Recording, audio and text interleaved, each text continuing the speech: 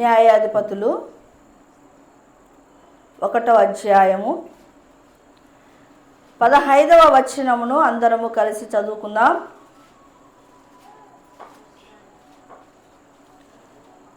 అందుకామె, దీవెన దయచేయము, నాకు దక్షిణ భూమి ఇచ్చి ఉన్నావు, నీటి మడుగులను కూడా నాకు దయచేయమనెను.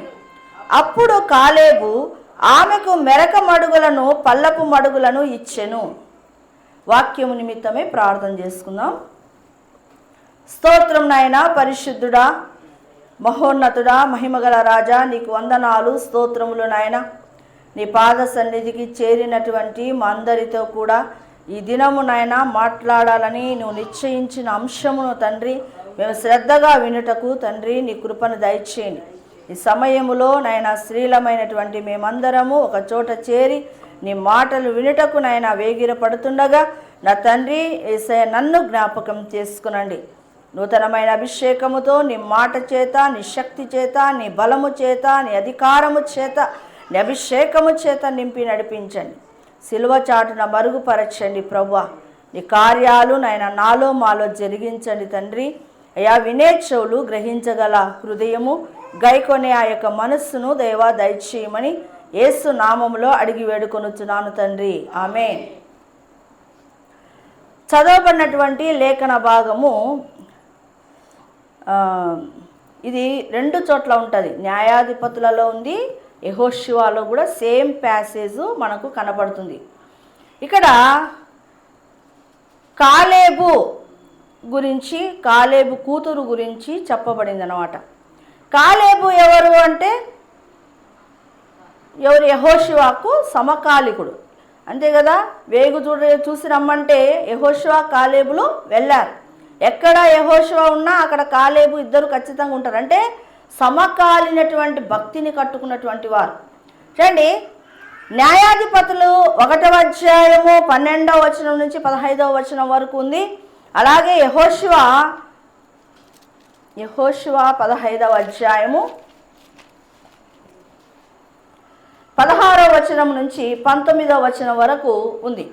అక్కడ ఏమి చెప్పబడి ఉందంటే, కాలేబు ఒక ప్రకటన చేస్తాడు. కిర్యత్ సెఫెరు అనే ప్రాంతమును ఎవరైతే కొల్లబెడతారో ఎవరైతే కొల్లబెడతారో వాళ్ళకి నా కూతురు అయినటువంటి ఆక్సాను ఇచ్చి పెళ్లి చేస్తానని ప్రకటన చేస్తాడు. సరే అని చెప్పి అది ఎవరు విన్నారంటే కాలేబు సహోదరుడైనటువంటి కనజు యొక్క కుమారుడు ఒత్నీయేలు అది విని ఆ యొక్క పట్టణాన్ని, కిర్యత్ సెఫెరు అనే పట్టణాన్ని పట్టుకున్నాడు. కాబట్టి ఈ ఆక్సాను అతను ఒత్నీయేలుకి ఇచ్చి పెళ్లి చేయడం జరిగింది. ఈ ఒత్నీయేలు కూడా ఒక న్యాయాధిపతి. న్యాయాధిపతుల గ్రంథాల్లో ఒత్నీయేలు కూడా ఒక న్యాయాధిపతిగా ఉన్నాడు. చూడండి, ఈమె భర్త ఇంటికి వెళ్ళింది, పెళ్లి చేసుకుంది, భర్త ఇంటికి వెళ్ళింది. భర్త ఇంటికి వెళ్ళిన తర్వాత అక్కడ భర్తను ప్రేరేపిస్తుంది అన్నమాట. ఏమని? ఇదిగో మా నాయన దక్షిణ భూమి ఇచ్చాడు, నీవు ఒక పొలం అడుగు, మా నాయన్ని పోయి ఒక పొలం అడుగు అని అడుగుతుంది. సరే, ఇద్దరు బయలుదేరారు. కాలేబు దగ్గరికి వచ్చి ఆమె అడుగుతుంది, నాయనా నీవు నాకు దీవెన దయచేయి, నీవు నాకు దక్షిణ భూమి ఇచ్చి ఉన్నావు, నాకు నీటి మడుగులు కూడా కావాలి అని. అందుకు కాలేబు ఏం చేశాడంటే నీటి మడుగులతో పాటు మెరక మడుగులను, పల్లపు మడుగులను కూడా ఆమెకు ఇవ్వడం జరిగింది. ఇది యెహోషువలో అదే వ్రాయబడి ఉంది, సేమ్ న్యాయాధిపతుల్లో కూడా అదే వ్రాయబడి ఉంది. కానీ ఇప్పుడు న్యాయాధిపతులు 1వ అధ్యాయము 12వ వచనంలోనికి వెళ్దాం. చూడండి, ఈమె ఆక్సా ఏమడుగుతుంది? నీవు నాకు దక్షిణ భూమి ఇచ్చి ఉన్నావు, నీటి మడుగులు దయచేయమని అడుగుతూ ఉంది కదా. అంటే ఇక్కడ చూడండి, చాలామందికి ఒక క్వశ్చన్ మార్క్ ఉంటుంది. నేను చాలా కాలమైంది ప్రార్థన చేస్తున్నాను, ఎంత ప్రార్థన చేసినా నా ప్రార్థనకు జవాబు రావటం లేదు, ఎక్కడో లోపము జరుగుతుంది, ఎంతకాలం నేను చేస్తున్నాను కదా అయినా జవాబు రావటం లేదు అని ఒక క్వశ్చన్ మార్కు చాలామందికి ఉంటుంది. ఇలాంటి క్వశ్చన్ మార్క్ ఉంటే నీవు చేస్తున్నటువంటి పొరపాటు ఏందో ఈమె యొక్క జీవితం ద్వారా తెలుసుకోవచ్చు. అంటే ప్రశ్నకు అంటే దేవుడి దగ్గర మొరపెట్టుకుంటూ ఉన్నప్పుడు ఎందుకు జవాబు రావటం లేదు? జవాబు రాకపోవడానికి కారణం ఏమిటి? ఇక్కడ చూడండి, ఆక్సా ఏమడుగుతుంది?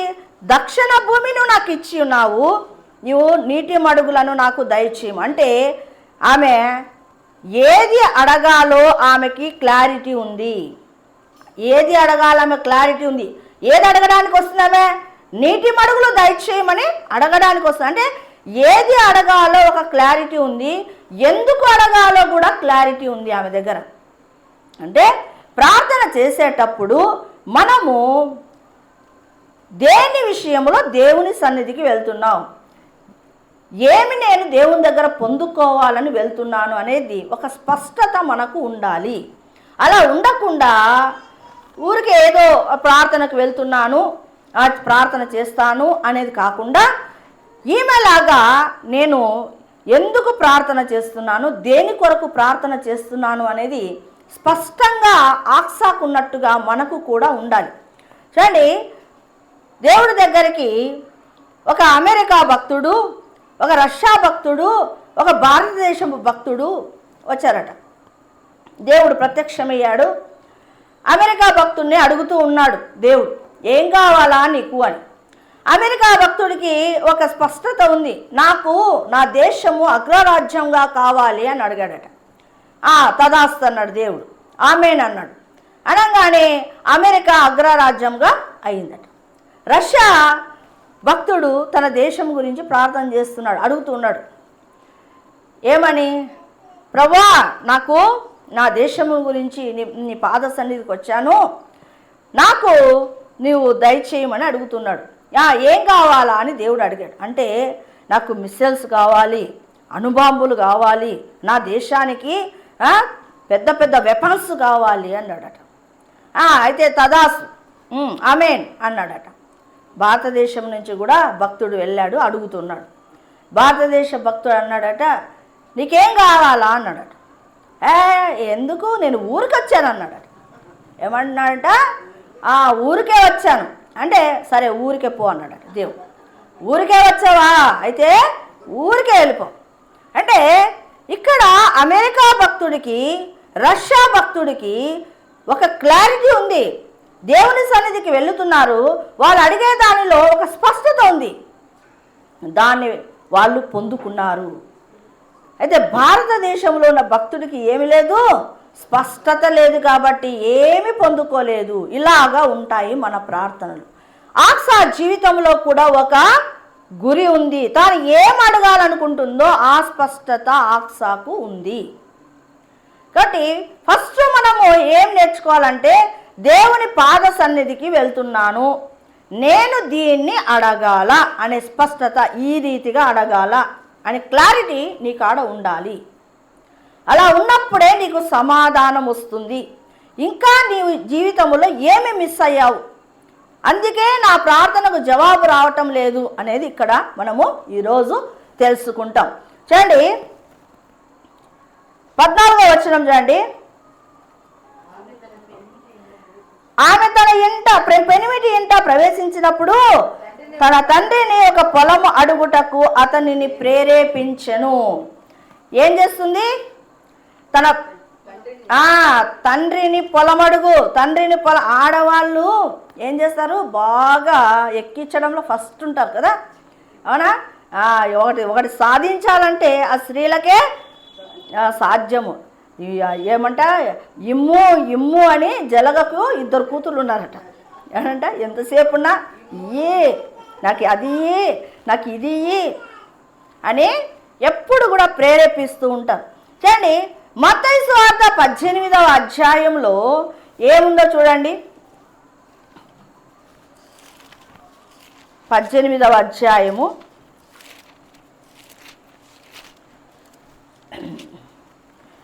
19వ వచనం.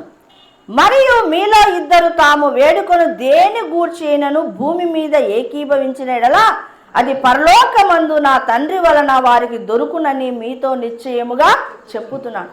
మీలో 2 దేని విషయమైతే మీరు భూమి మీద ఏకీభవించి అడుగుతారో పరలోకమందున్న తండ్రి ఖచ్చితంగా దాన్ని దయచేస్తానని చెప్తూ ఉన్నాడు.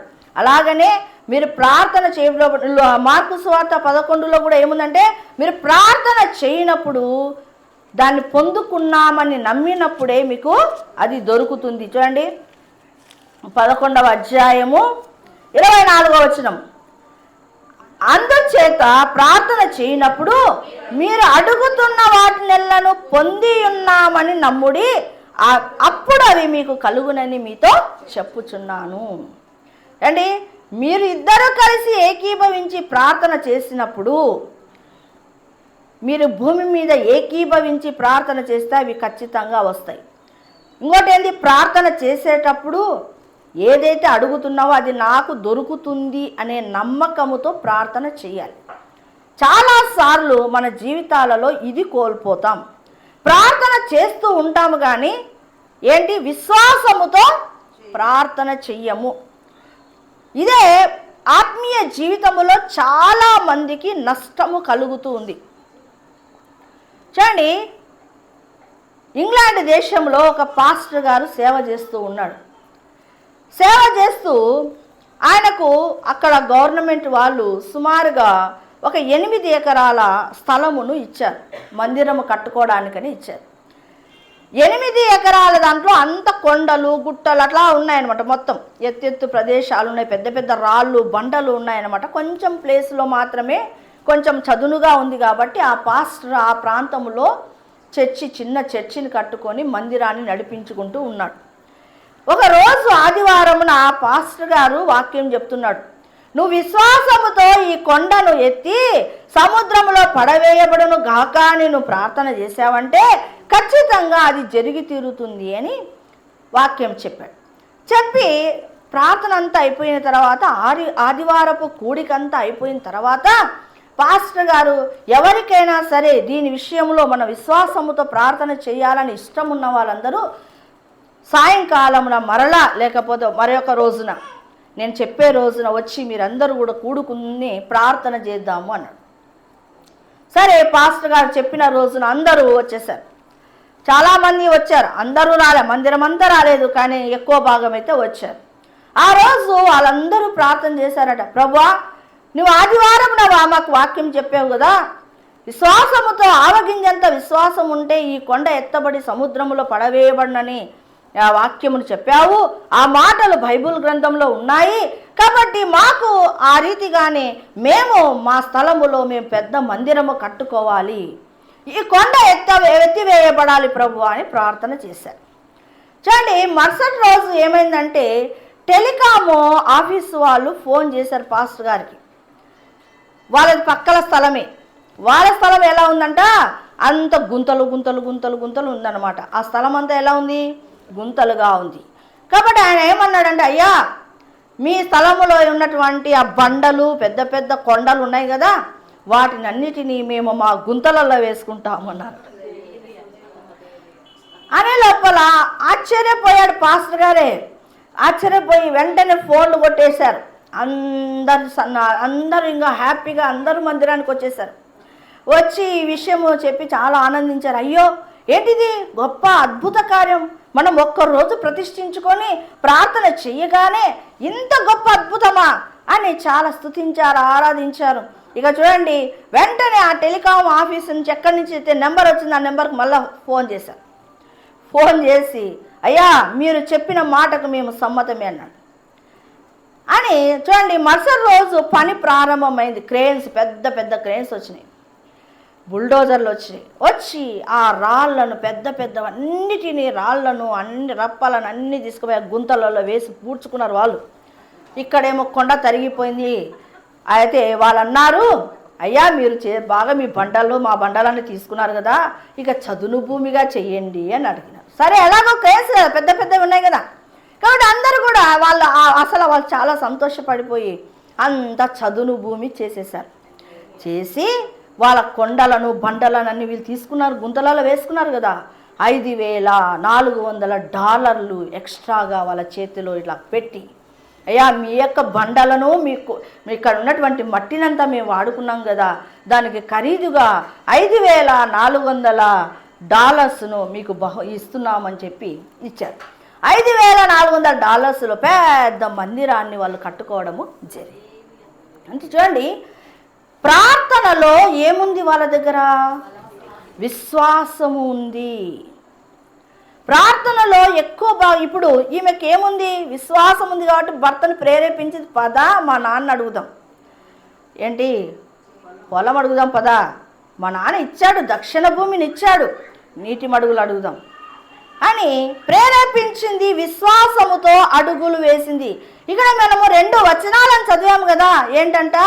ప్రార్థన చేయనప్పుడు మీరు అడుగునదేదో దాన్ని మేము పొంది ఉన్నామని నమ్మాలట. ఇంతకుముందు నేను ఒక చిన్న స్టోరీని చెప్పాను కదా. ఏంటి? ఒక గ్రామంలో వర్షాలే పడలేదు. సుమారుగా 3 సంవత్సరాలు వర్షాలు పడలేదు. వర్షాలు పడకపోతే వాళ్ళ గ్రామంలో వాళ్ళందరూ అనుకున్నారట, మనము ఊరి బయటికి వెళ్ళి మైదానం ఉంది కదా, ఆ మైదానంలో ఊరంతా కలిసి మనం ప్రార్థన చేద్దాము, ప్రార్థన చేసి మనము వర్షం వచ్చేటట్లు దేవుని వేడుకుందాము అని అనుకున్నారు. అనుకున్న ప్రకారంగానే ఒక రోజు నిర్ణయించుకొని వారు బయలుదేరి అందరూ మైదానం చేరినారు. గ్రామం అంతా ఖాళీ అయింది. గ్రామం అంతా కూడా మైదానంలోకి వచ్చింది. మైదానంలో ఇక ప్రార్థన చేద్దామని మోకరిల్లుతుండగానే ఒక చిన్న బిడ్డ వెనక్కి పరిగెత్తుతుంది. ఎక్కడికి? ఊరిలోకి పరిగెత్తుతుంది. ఏ పాప, ఎందుకు పరిగెత్తుతున్నావు? ఇక్కడ ప్రార్థన స్టార్ట్ అయింది, నువ్వెందుకు వెళ్తున్నావు అంటే, అవును ప్రార్థన ప్రారంభమైంది కదా, వర్షం వస్తుంది, దేవుడు వర్షం ఇచ్చేస్తాడు, మనం తడిచిపోతాము, కాబట్టి గొడుగు తెచ్చుకోవడానికి పోతున్నాను. ఏం తెచ్చుకోనికి వెళ్తుందంట? అక్కడ అంతమంది ప్రార్థన చేస్తున్నారు. వారిలో ఏం కనపడటం లేదు? విశ్వాసం కనపడటం లేదు. అయితే ఊరంతా ఏమనుకుందంటే, ప్రార్థన చేద్దాం, దేవుడు ఇస్తాడు అంటే, ఆ ఇస్తాడన్నప్పుడు నువ్వు కూడా గొడుగు తెచ్చుకోవాలి కదా, వర్షం పడుతుందని నమ్మకం. అయితే ఆ చిన్న బిడ్డ విశ్వాసం చూడండి ఎలాగా ఉందో. అంటే మనం ఆ ఊరి వాళ్ళలాగా ఉంటాం. చాలాసార్లు ప్రార్థన బాగా చేస్తాం, కానీ విశ్వాసము లేకపోవడం వలన ఏది కూడా పొందుకోలేకపోతున్నాం. కాబట్టి ఈమె ఆక్సాకు తన భర్తను తీసుకుంది, బయలుదేరింది. ఆమె అవునా లేదా? బయలుదేరింది, తండ్రి దగ్గరికి వచ్చింది.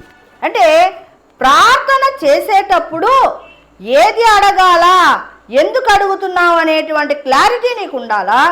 ఆ ప్రార్థనలో ఏముండాలట? విశ్వాసం ఉండాలి. న్యాయాధిపతులకు వెళ్దాం చూడండి.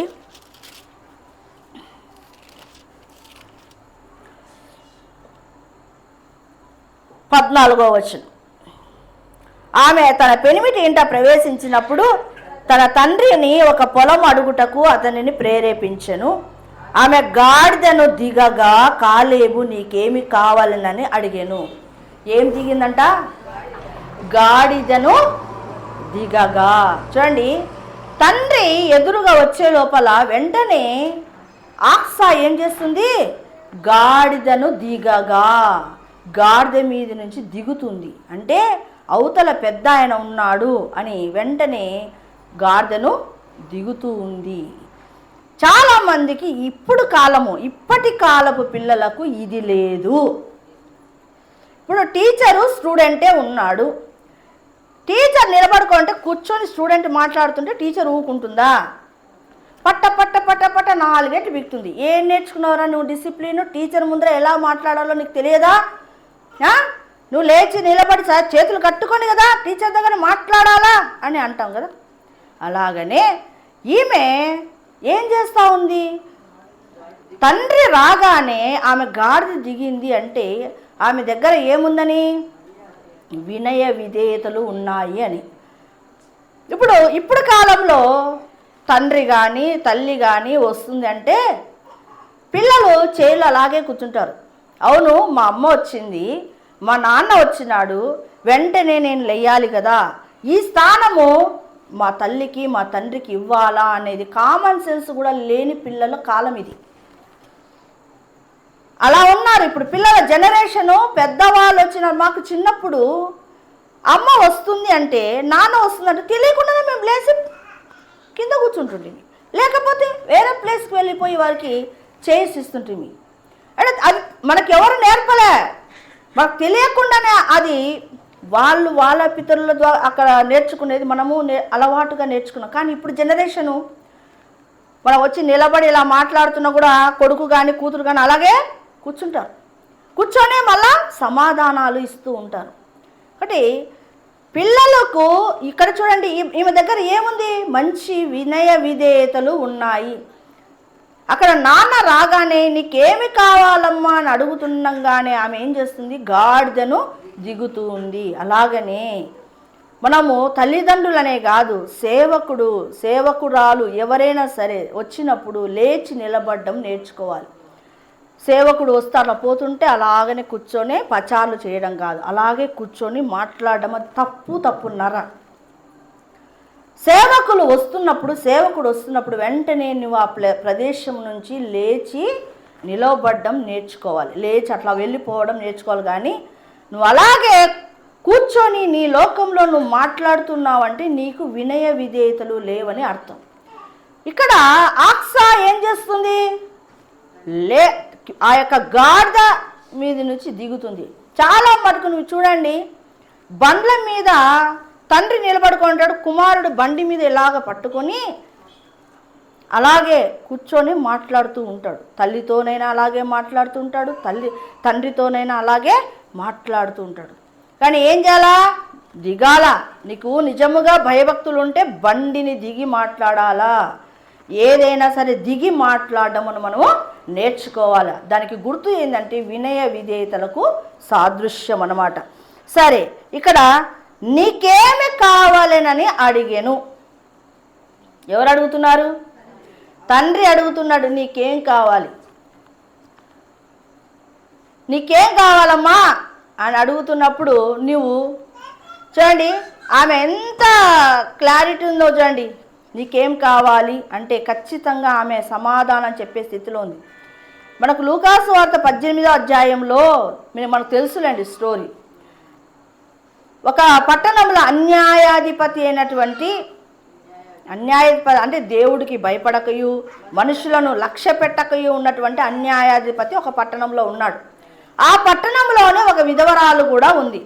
ఆమె ఏం చేస్తుంది? విధవరాలు అయ్యా అని అన్యాయాధిపతి దగ్గరికి మాటికి వెళ్తుంది. ఎందుకు? నాకును నా ప్రతివాదికి నీ న్యాయము తీర్చు అని మాటికి వెళ్తూ ఉంది. ఇక అతను అనుకున్నాడంట, ఆ అన్యాయాధిపతి ఏమనుకున్నాడంట? దేవునికి భయపడేవాడు కాదు, మనుషులను లక్ష్య పెట్టేవాడు కాదు. కానీ ఈమె విషయంలో ఏమనుకున్నాడంట?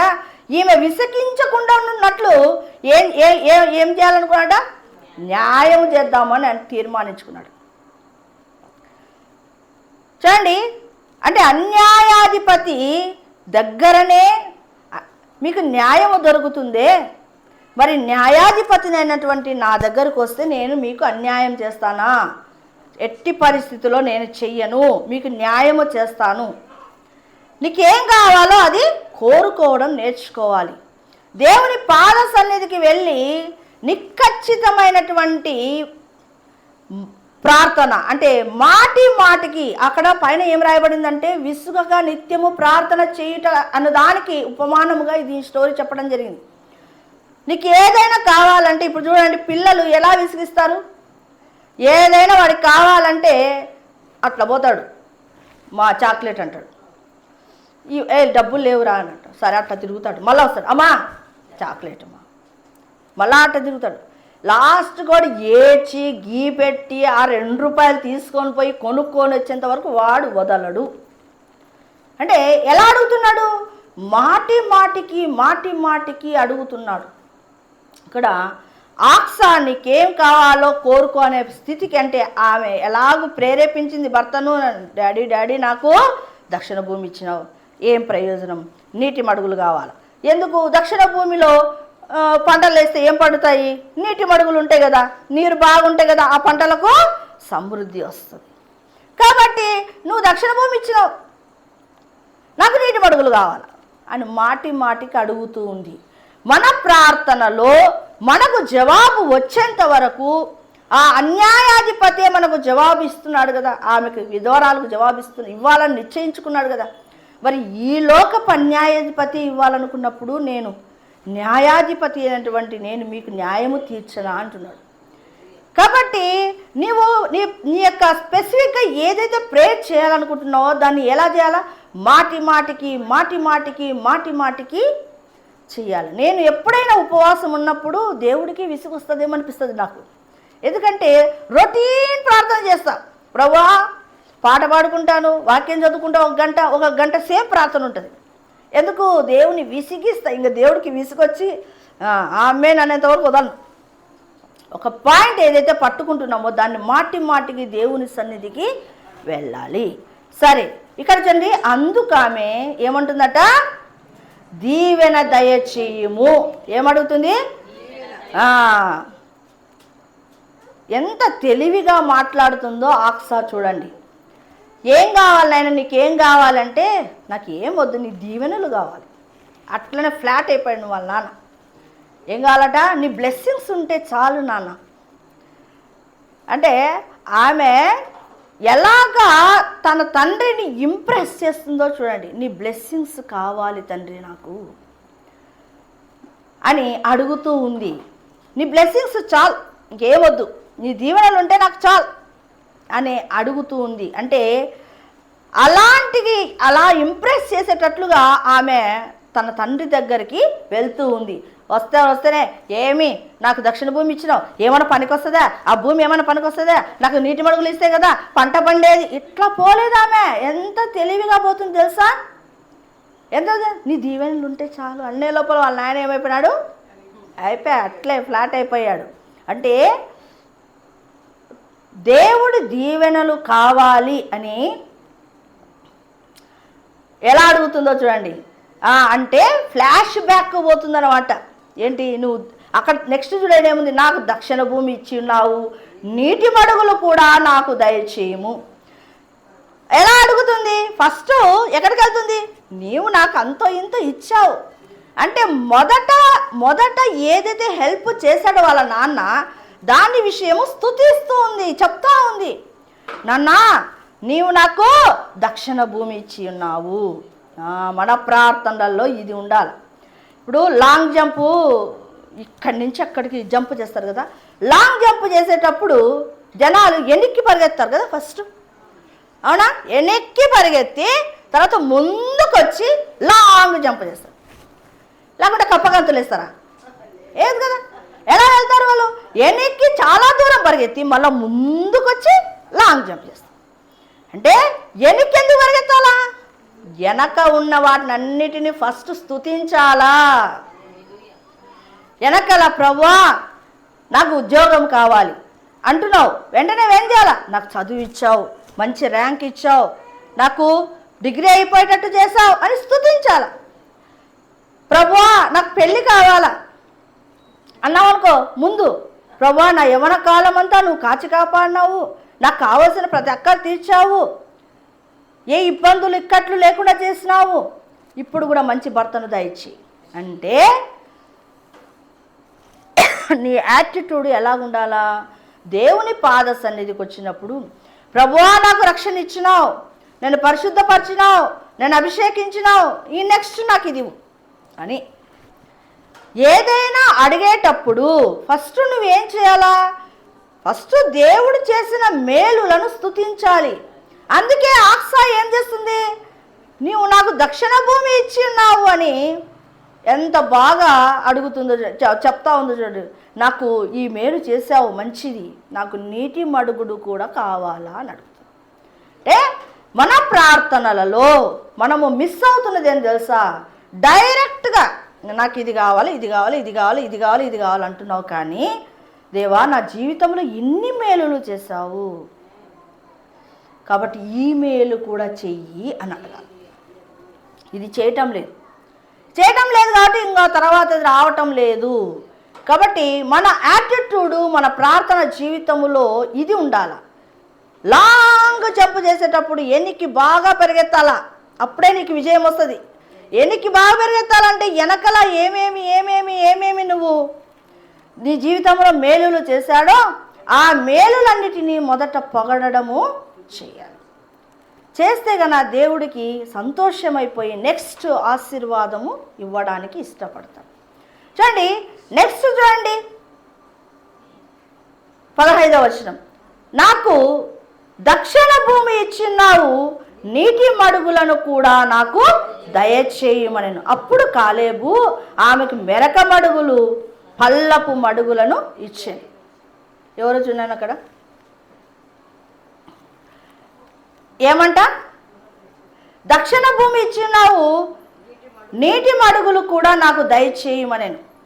అంటే నీటి మడుగులు ఇచ్చాడు, దాంతోపాటు ఏమిచ్చాడు? మెరక మడుగులను, పల్లపు మడుగులను కూడా ఇవ్వడం జరిగింది. ఆమె అడిగింది ఒకటే, నాన్న తండ్రి నాకు నీటి మడుగులు దయచేయమని అడిగితే వాళ్ళ నాన్న నువ్వు నాకు దక్షిణ భూమి ఇచ్చినావని పొగిడిన దానికి, వెంటనే గుర్రమును ఆ యొక్క గాడిద నుంచి దిగిన దానికి ఆయన ఇంప్రెస్ అయిపోయాడు.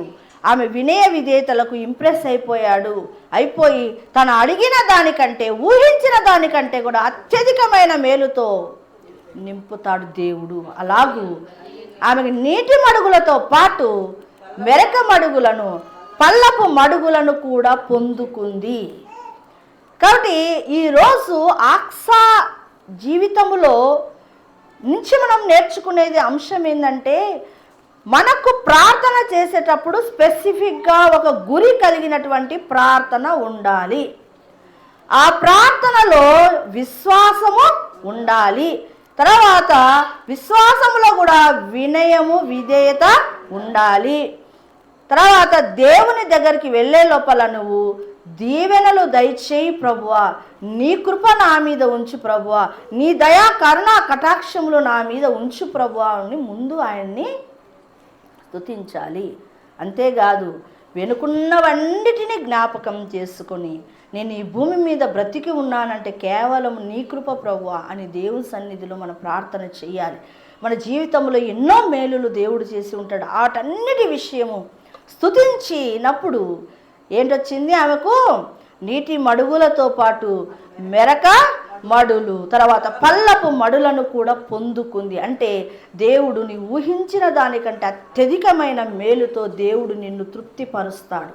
ఇక్కడ తృప్తిపరచటము లేదు అంటే కారణము నీ ప్రార్థనలో ఇవి లోపించి ఉండాలి. వీటిలో ఏది లోపించినా కూడా నీ ప్రార్థనకు జవాబు రాదు. చూడండి, ఆక్సా సమాధానం పొందుకుందా లేదా? పొందుకుంది కదా. అంటే ఆమె ఎలాగో తన యొక్క తండ్రి దగ్గరికి ఎలాగ వెళ్ళిందో, తండ్రి అయిన దేవుని దగ్గరకు మనము అలాగూ వెళ్ళాలి. అలా వెళ్ళి మనము సమాధానాన్ని తెచ్చుకోవాలి. కాబట్టి ఇప్పటి నుంచి మనం చేసే ప్రార్థనలో ఏమి లోపిస్తుంది, మనం అడిగే విధానంలో ఏమి లోపిస్తుందో మనం ఎరిగిన వారమై ఇక మీదట చేసే ప్రార్థనలో సరి చేసుకుందాం. ఈ మాటలు దేవుడు దీవించునుగాక. ప్రార్థన చేస్తాం. దేవా స్తోత్రం నాయన, పరిశుద్ధుడా, మహోన్నతుడా, మహిమగల రాజా, నీకు వందనాలు తండ్రి.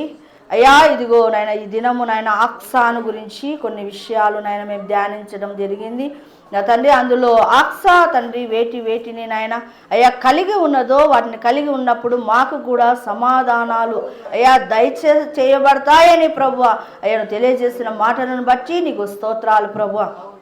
ఈ మాటలు నాయన మా హృదయములో అంతరంగములు ముద్రించండి, ఫలింపచేయండి. నీ కృపా కనికరములు మా మీద ఉంచుమని యేసు నామములో అడుగుతున్నాను తండ్రి, ఆమేన్.